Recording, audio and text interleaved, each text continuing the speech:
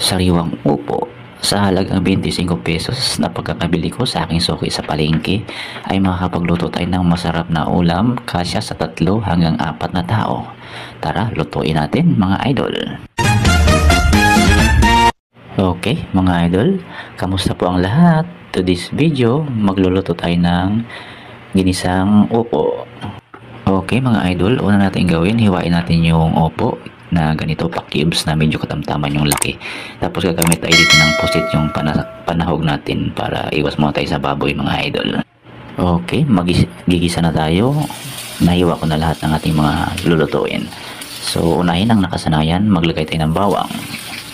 Isunod natin ang sibuyas at saka may kaunting sili para may anghang. Sunod natin ang kamatis. Haluin. Hintayin lang natin medyo lumambot ang kamatis. Saka natin ilagay yung sunod na panlahok. Okay, goods na ang ganitong kalambot. Ilagay na natin ang pusit na hiniwa. Maglagay tayo ng pamintang wasak.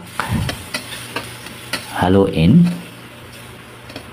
Salamat nga pala sa aking mga bagong followers at sa inyong lahat, siyempre mga idol na walang sawang nanonood at sumusuporta. Okay, maglagay tayo ng sangkap ng kaunting patis. Naglagay din ako kanina ng kaunting magic sarap. Tapos ito oyster sauce, 2 kutsara o 3. Okay, lutuin muna natin ang pusit mga 2 hanggang 3 minuto. Saka natin ito hahanguin para isunod natin paglagay ang gulay. At ito na nga, hahanguin natin ng isa-isa hanggang sa maubos.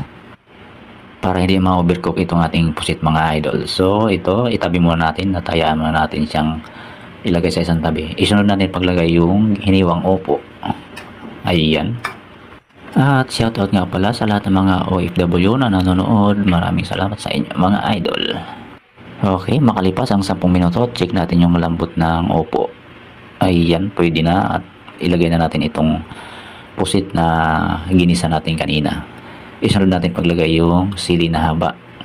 Kung umabot ka hanggang dito sa part na to sa panonood na aking video, maraming salamat. Pwede paki-comment na rin kasama ang location para malaman ko kung hanggang saan umabot ang aking video.